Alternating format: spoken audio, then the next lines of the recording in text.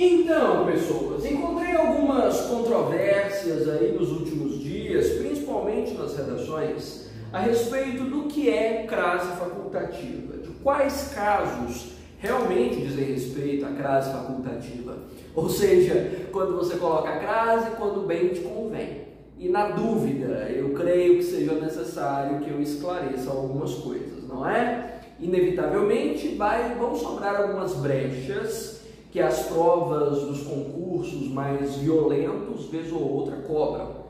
E por banca violenta, entenda Sebrasp. Fora isso, principalmente para escrita, só existem 3 casos em que a crase é considerada facultativa, ou seja, você põe se achar que deve, né? O primeiro caso, já virou o primeiro caso. O primeiro caso de crase facultativa ao qual você deve se atentar é o que diz respeito aos pronomes possessivos. Olha, um adendo que eu preciso fazer antes de continuar. Quando a gente fala de exceções, de crase facultativa ou de qualquer coisa do tipo, isso não significa que o princípio fundamental do uso de crase é abandonado.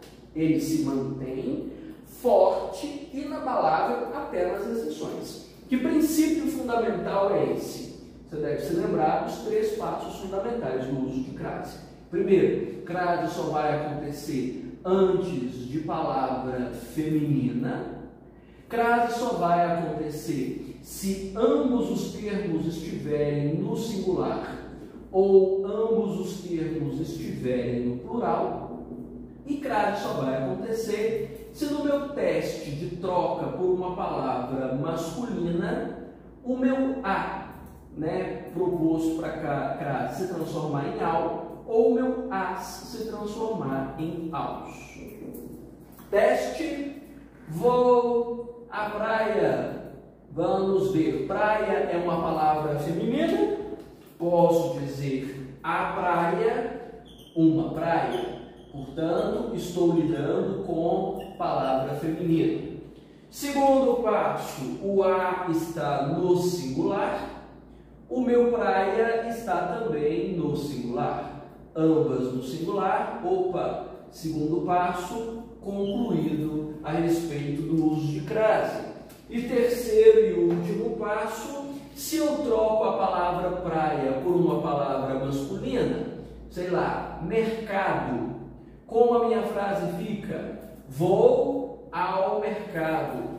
Virou ao, então significa que eu devo colocar a crase. É preciso cumprir os 3 passos. Até nas exceções. Combinado? Então significa que se eu estou lidando com um pronome possessivo, obviamente é só para os pronomes possessivos femininos. Afinal, crase não existe para palavras masculinas, não é não? E nesse caso específico, a crase facultativa só vai acontecer para o pronome possessivo singular. Muito específico, né? Eu sei, mas é o caso da exceção. Vamos ver um caso, uma situação? Algo como, sei lá, obedeça à lei. Ó, estou falando de pronome possessivo, não uso pronome possessivo, né? Obedeça a minha ordem, senão o meu caso aqui não vai funcionar. Obedeça a minha ordem. Vejamos, vamos às análises. Logo após o a, eu tenho ordem. Ordem é a palavra feminina, eu posso dizer a ordem, uma ordem. Então está comprovado que estou lidando com uma palavra feminina. Neste caso, o a é singular, assim como o próprio pronome possessivo, que precisa estar no singular, e a palavra ordem também é singular. Maravilha. Agora veja a troca, o que acontece. Se eu colocar, por exemplo, no lugar de ordem, sei lá, recado, vou pôr meu recado, para concordar no masculino. Eu poderia dizer, obedeça a meu recado, ou eu poderia dizer, obedeça ao meu recado. Tanto faz, as duas construções funcionam. Pelo fato de ter caído nesse tanto faz, as duas construções funcionam, é que esse caso é de crase facultativa. Compreendeu? Pronome possessivo, feminino, singular. Além do minha, existem o sua, o tua e o nossa, não é? Só esses quatro. Sua, tua, nossa, minha. Entendido? Então, no teste ficam duas opções. Se ficam duas opções no teste, significa que a crase é facultativa. Ah, professor, eu posso usar isso como um princípio universal? Se na troca eu tiver duas opções, significa que a crase é facultativa? Pode usar, certo?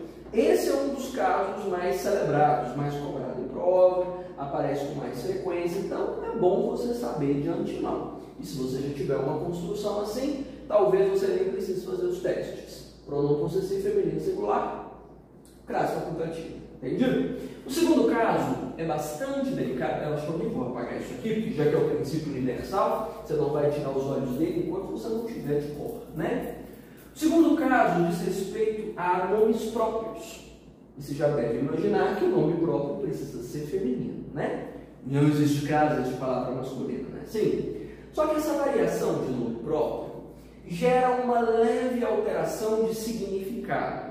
A crase ainda é facultativa, mas é importante que você saiba que os significados são ligeiramente diferentes. Isso pode pesar na sua prova. Se eu tiver algo como, vou manter o verbo obedecer. Obedeça a Joana. Maravilha, obedeça a Joana. Eu sei que Joana é uma palavra feminina, porque eu posso dizer a Joana, uma Joana, não é assim? Palavra feminina. O a está no singular, Joana está no singular, obedeceu ao segundo princípio. E na troca, olha que bonito, eu vou ter duas possibilidades. Eu poderia tanto dizer obedeça a João, quanto eu poderia dizer obedeça ao João. As duas construções são possíveis. Percebeu? Se eu tenho duas construções possíveis, significa que colocar crase aqui é possível ou não. As duas formas ficam corretas. Bem, mas eu tinha falado de uma pequena alteração de significado. Qual é? Vou colocar um exemplo paralelo para você entender que essa diferença de significado significa de fato. Significante significou, né? Veja, atendeu o telefone e diz: preciso falar com Maria. Ou você poderia dizer: preciso falar com a Maria. Pergunto para você: em qual dessas falas você é mais íntimo da Maria? Mesma coisa? A intimidade muda?